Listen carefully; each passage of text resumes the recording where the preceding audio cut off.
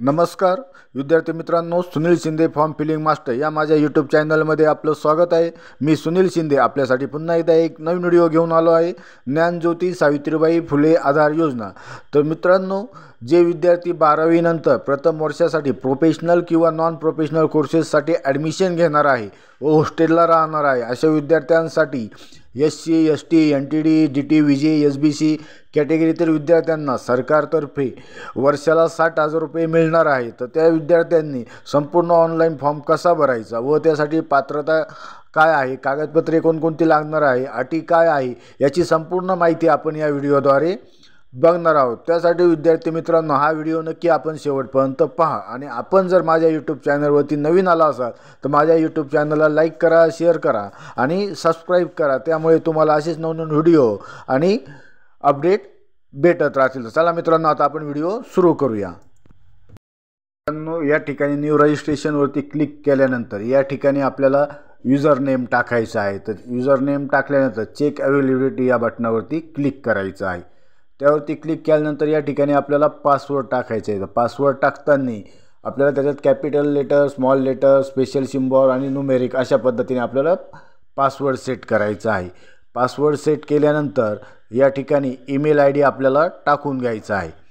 आपला email ID टाकल्यानंतर या ठिकाणी सेंड OTP या ऑप्शनवरती क्लिक करायचं आहे आणि त्यावरती क्लिक केल्यानंतर आपल्या ईमेल IDला OTP येणार आहे।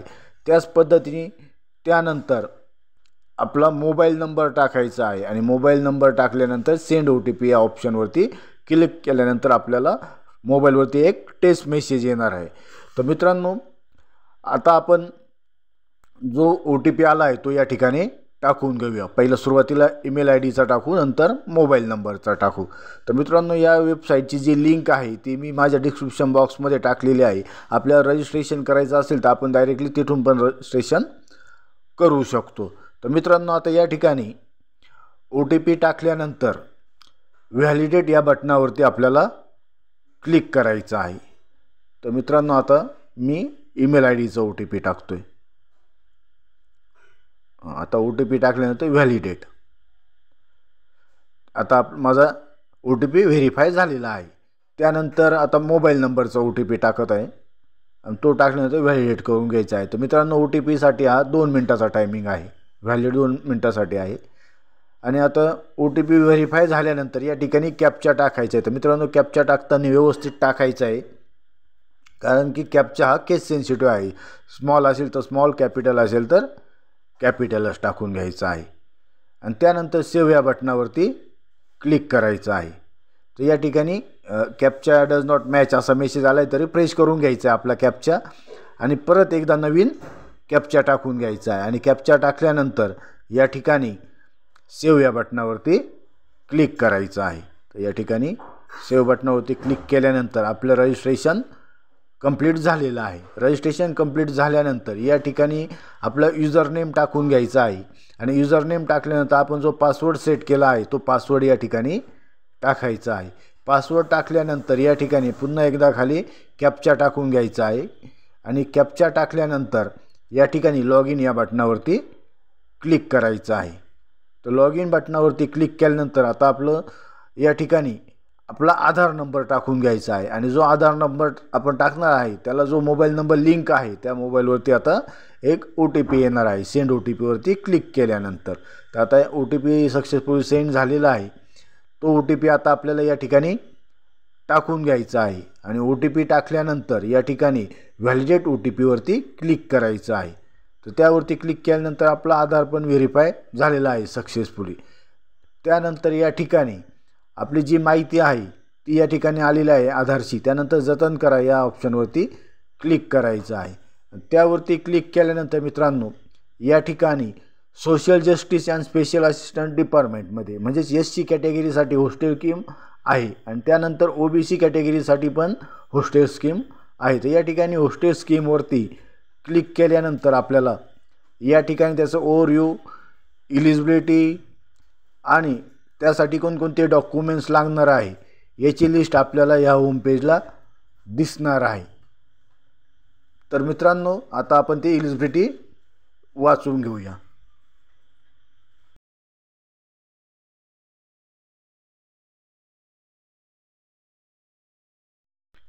तर आता या ठिकाणी एलिजिबिलिटीमध्ये applicant should be resident of Maharashtra, त्यानंतर for professional courses caste certificate and caste validity required for the below, त्यामध्ये OBC category, NTD category, VJNT, SBC category. त्यानंतर थर्ड आहे for non professional courses caste certificate require for the following category, त्यामध्ये पण OBC, VJNT, SBC category.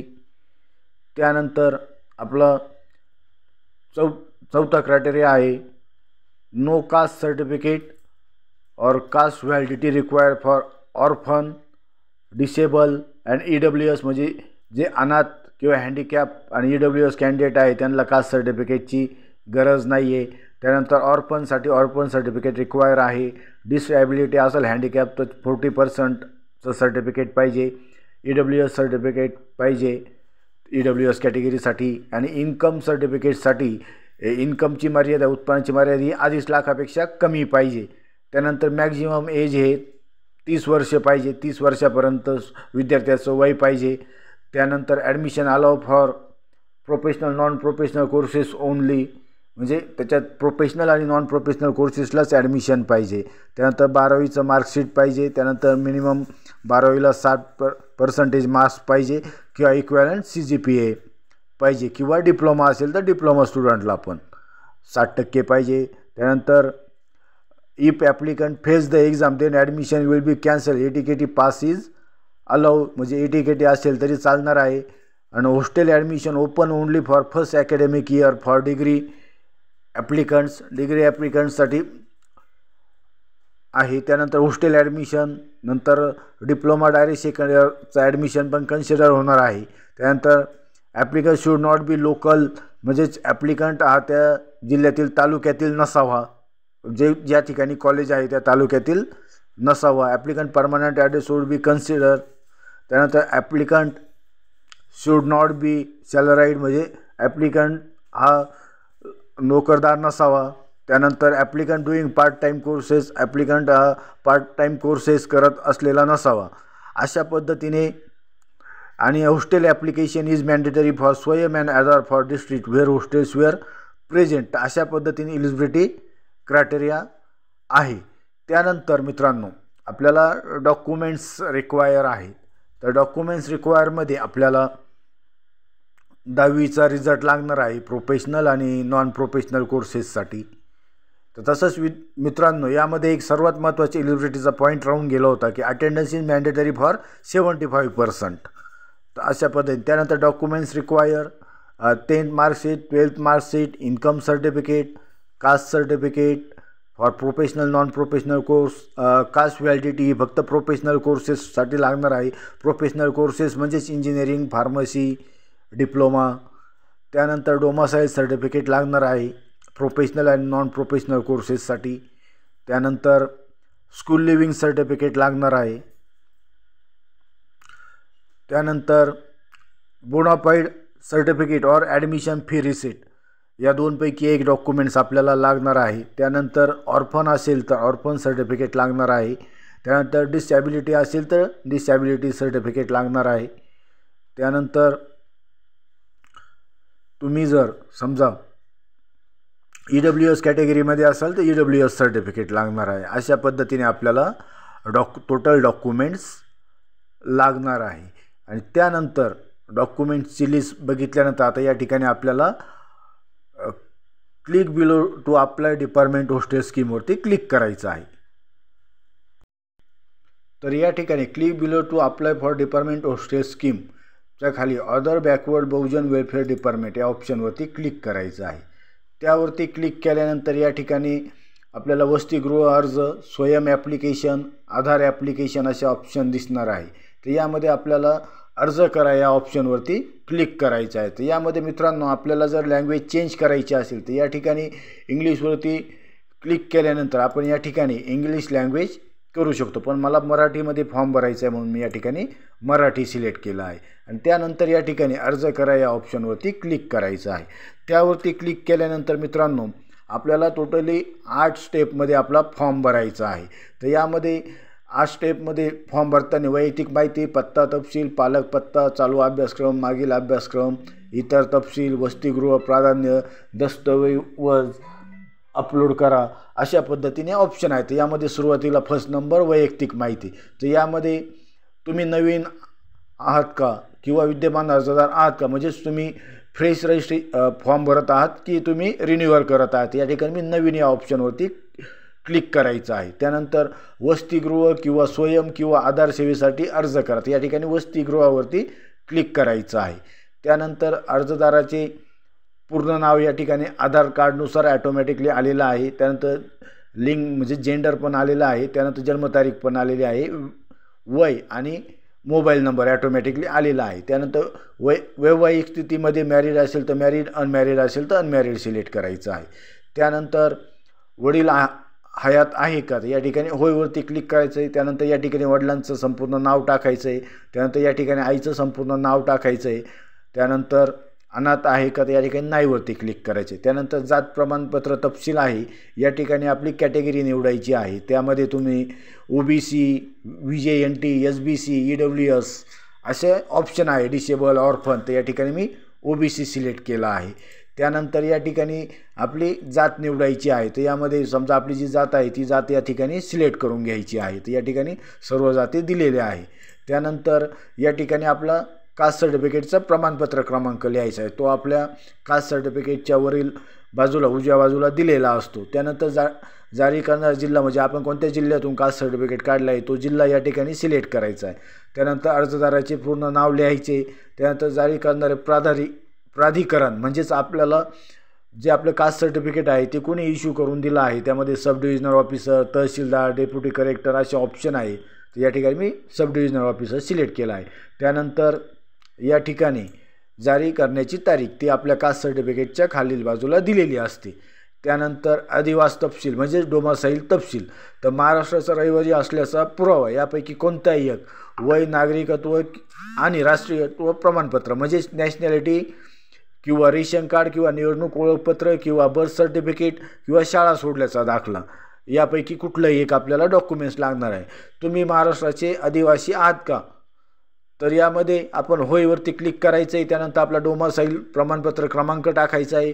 त्यानंतर जारी करणारे प्राधिकरण तहसीलदार मी select केला आहे. समजा या ठिकाणी तहसीलदार, सब डिव्हिजनल ऑफिसर, नायब तहसीलदार, डेप्युटी कलेक्टर असे ऑप्शन असणार आहे. त्यानंतर उत्पन्न घोषणा, तुमच्या कौटुंबिक वार्षिक उत्पन्न हे 2.5 लाखापेक्षा कमी किंवा समान असेल तर होय या ऑप्शनवरती क्लिक करायचं आणि या ठिकाणी आपलं वार्षिक उत्पन्न टाकून घ्यायचं आहे. आणि त्यानंतर या ठिकाणी सेव्ह या बटनावरती क्लिक करायचं आहे. त्यानंतर आता आपली सेकंड स्टेप आहे पत्ता तपशील. तर या ठिकाणी अर्जदाराचा कायमचा पत्ता टाकायचा आहे. या ठिकाणी आपला पत्ता टाकून घ्यायचा आहे. त्यानंतर या ठिकाणी स्टेट सिलेक्ट करायचं आहे. त्यानंतर या ठिकाणी जिल्हा सिलेक्ट करायचा आहे. जिल्हा झाल्यानंतर या ठिकाणी तालुका सिलेक्ट करायचा आहे. तालुका, त्यानंतर गाव सिलेक्ट करायचं आहे आणि आपल्या गावचा पिनकोड टाकून घ्यायचा आहे. आणि अर्जदाराचा कायम पत्ता व सध्याचा पत्ता सेम असेल तर या ठिकाणी टिक करायचं आणि जतन करा आणि पुढे या ऑप्शनवरती क्लिक करून घ्यायचं आहे.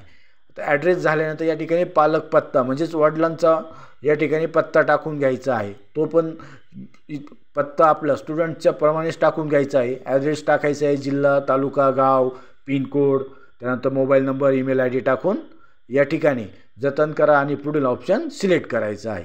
त्यानंतर चौथी स्टेप आहे चालू अभ्यासक्रम. तर यामध्ये आपली संस्था, राज्य म्हणजे आपलं राज्य सिलेक्ट करायचं आहे. त्यानंतर जिल्हा सिलेक्ट करायचा आहे, तालुका सिलेक्ट करायचा आहे. त्यानंतर आपलं कॉलेज कोणत्या गावात आहे ते गाव सिलेक्ट करायचं आहे. त्यानंतर या ठिकाणी पात्रता पातळी म्हणजेच या ठिकाणी तुम्ही अंडर ग्रॅज्युएट किंवा पोस्ट ग्रॅज्युएट आहेत का किंवा डिप्लोमा वगैरे असं तुम्ही सिलेक्ट करायचं आहे. तुमचं ॲडमिशन कशाला आहे, तर या ठिकाणी मी अंडर ग्रॅज्युएट सिलेक्ट केलं आहे. त्यानंतर प्रवाह, यामध्ये तुम्ही इंजिनिअरिंगला अंडर ग्रॅज्युएटमध्ये इंजिनिअरिंग आहे का, BA BCom ग्रॅज्युएशन आहे का, फार्मसी आहे, तो ऑप्शन सिलेक्ट करायचा आहे. त्यानंतर या ठिकाणी आपलं कॉलेजचं नाव सिलेक्ट करायचं आहे. कॉलेजचं नाव सिलेक्ट केल्यानंतर या ठिकाणी अभ्यासक्रमाचं नाव टाकून घ्यायचं आहे. त्यानंतर प्रवेशाचा प्रकार तुमचा कॅप थ्रू आहे का अगेन्स्ट कॅप आहे ते सिलेक्ट करायचं आहे. त्यानंतर चालू अभ्यासक्रमाचे प्रवेशाचे वर्ष. तर मित्रांनो हा जो फॉर्म आहे तो आता सध्या फक्त 12वी नंतर पहिल्या वर्षाला ज्या विद्यार्थ्यांनी ॲडमिशन घेतलेलं आहे त्याच विद्यार्थ्यांसाठी सध्या फॉर्म चालू आहे. त्यामुळे या ठिकाणी चालू अभ्यासक्रमाचे वर्ष हे 2025 दिसणार आहे. त्यानंतर अभ्यासाचे वर्ष आपले टाकून घ्यायचं आहे पहिले. त्यानंतर आपला अभ्यासक्रम पूर्ण किंवा पाठपुरावा प्रवेशाची तारीख टाकायची आहे. व्यावसायिक आहे का तर प्रोफेशनल कोर्स आहे आणि हे सर्व टाकून पुढे या ऑप्शनवरती क्लिक करायचं आहे. त्यानंतर या ठिकाणी मागील अभ्यासक्रम म्हणजे आपण जर 12वी नंतर ॲडमिशन घेत असेल तर या ठिकाणी मागील अभ्यासक्रमामध्ये आपल्याला 10वी आणि 12वीच्या संपूर्ण डिटेल्स टाकून घ्यायच्या आहेत. या ठिकाणी राज्य निवडायचं आहे, जिल्हा निवडायचा आहे आपला 12वीचा, त्यानंतर तालुका, त्यानंतर पातळी, त्यानंतर प्रवाह 12वीमध्ये सायन्स, त्यानंतर कॉलेजचे नाव, त्यानंतर आपलं अभ्यासक्रम, त्यानंतर बोर्ड टाकून घ्यायचं आपलं स्टेट बोर्ड असेल तर state board, CBSE ICSE board. त्यानंतर पूर्ण झाले का तर कम्प्लिटेडवरती क्लिक करायचं आहे. शिक्षणाचा प्रकार टाकायचा आहे. प्रवेश वर्ष म्हणजे आपण 12वीला कधी प्रवेश घेतला होता ते प्रवेश टाकायचं आहे. उत्तीर्ण वर्ष कधी 12वी पास झालो ते वर्ष टाकायचं आहे. त्यानंतर परिणाम टाकायचा आहे. त्यानंतर किती वेळेस प्रयत्न म्हणजे किती वेळेस एक्झाम दिली ते आणि या ठिकाणी टक्केवारी टाकायची. त्यानंतर या ठिकाणी जतन करा या ऑप्शनवरती क्लिक करायचं आहे. त्यावरती क्लिक केल्यानंतर या ठिकाणी आपल्या 12वीच्या डिटेल्स सेव्ह झालेले आहे. त्यानंतर मित्रांनो या ठिकाणी आपल्याला 10वीच्या डिटेल्स पण त्याच पद्धतीने टाकून घ्यायचे आहे. त्यानंतर आता 6वी स्टेप आहे इतर तपशील. तर यामध्ये तुम्ही व्यावसायिक आणि अव्यावसायिक म्हणजे प्रोफेशनल नॉन प्रोफेशनल अभ्यासक्रमासाठी काही देखभाल भत्ता घेतला आहे का या ठिकाणी नाहीवरती क्लिक करायचं आहे. त्यानंतर तुम्ही नोकरी करणारे आहात का तर या ठिकाणी नाहीवरती क्लिक करायचं आहे. तुम्ही कोणत्याही प्रकारचा व्यवसाय करता का तर या ठिकाणी नाहीवरती क्लिक करायचं आहे आणि जतन करा आणि पुढील ऑप्शन निवडायचा आहे. त्यानंतर आपली 7वी स्टेप आहे वसतिगृह निवड. तर आपल्याला कुठल्या हॉस्टेलला ॲडमिशन घ्यायची त्याचा जिल्हा निवडायचा आहे. त्यानंतर तालुका निवडायचा आहे आणि तालुका निवडल्यानंतर त्या ठिकाणी जे वसतिगृह अवेलेबल आहे ज्या ठिकाणी ते लोकेशन या ठिकाणी ॲटोमॅटिकली दिसणार आहे. आणि ते दिसल्यानंतर आपल्याला ज्या हॉस्टेलला ॲडमिशन घ्यायचं आहे त्या हॉस्टेलच्या ॲड्रेसवरती क्लिक करायचे अशा पद्धतीने या ठिकाणी निवडलेले वसतिगृह आणि जतन करा आणि पुढील या ऑप्शनवरती क्लिक करायचं आहे. क्लिक केल्यानंतर मित्रांनो आता आपल्याला डॉक्युमेंट्स अपलोड करायचे आहे. तर मित्रांनो यामध्ये आपल्याला 10वीचा रिझल्ट, 12वीचा रिझल्ट, त्यानंतर उत्पन्नाचा दाखला, जातीचे प्रमाणपत्र, कास्ट व्हॅलिडिटी सर्टिफिकेट, महाराष्ट्र रहिवासी असल्याचा पुरावा म्हणजे डोमासाईल सर्टिफिकेट, शाळा सोडल्याचा दाखला, बोनाफाईड सर्टिफिकेट किंवा ॲडमिशनची फी रिसीट, त्यानंतर गॅप असेल तर गॅप, त्यानंतर CGPA ते टक्केवारीचे रूपांतर, त्यानंतर आपल्याला त्याच पद्धतीत आपल्याला अटेंडन्स रिपोर्ट असे बरेचसे डॉक्युमेंट्स अजून लागणार आहे. ते डॉक्युमेंट्स आपल्याला अपलोड करायचे. तर मित्रांनो डॉक्युमेंट्स अपलोड करताना आपल्याला PDF फॉर्मॅटमध्ये अपलोड करायचे आणि त्याची मॅक्झिमम साईज ही 250 KB पाहिजे. तर त्यासाठी मित्रांनो या ठिकाणी चूज फाईल या ऑप्शनवरती क्लिक करायचं आहे आणि आपण आपल्या कॉम्प्युटरमध्ये किंवा लॅपटॉपमध्ये ज्या ठिकाणी फाईल सेव्ह करून ठेवलेली आहे त्याच पाथला जाऊन ती फाईल सिलेक्ट करायची आहे आणि या ठिकाणी अपलोड बटनावरती क्लिक करायचं आहे. तर मित्रांनो अपलोड बटनावरती क्लिक केल्यानंतर आपली फाईल अपलोड होणार आहे. तर यामध्ये एक मी तुम्हाला हे बघा या ठिकाणी आपण समजा यशस्वी ओपन आणि या ठिकाणी अपलोड बटनावरती क्लिक करायचं आहे. त्यावरती क्लिक केल्यानंतर आता मित्रांनो या ठिकाणी आपलं डॉक्युमेंट्स अपलोड होत आहे. अशा पद्धतीने डॉक्युमेंट्स अपलोड झालेलं आहे. त्यानंतर आपण समजा 12वीचा रिझल्ट अपलोड करायचा तर या ठिकाणी चूज फाईलवरती क्लिक करायचं आहे. त्यानंतर या ठिकाणी आता मी पाथला जाऊन रिझल्ट सिलेक्ट केला आहे आणि या ठिकाणी अपलोड या बटनावरती क्लिक केलं आहे. आता या ठिकाणी आपलं डॉक्युमेंट्स अपलोड होत आहे. मित्रांनो डॉक्युमेंट्स अपलोड झाले या ठिकाणी आपलं डॉक्युमेंट्स अपलोड झालं आहे. त्यानंतर या ठिकाणी पहा या बटनावरती क्लिक करून आपण जे डॉक्युमेंट्स अपलोड केलं आहे ते आपण या ठिकाणी व्यवस्थित बघून घ्यायचं आहे. त्याची क्लॅरिटी वगैरे व्यवस्थित बघून घ्यायची आहे.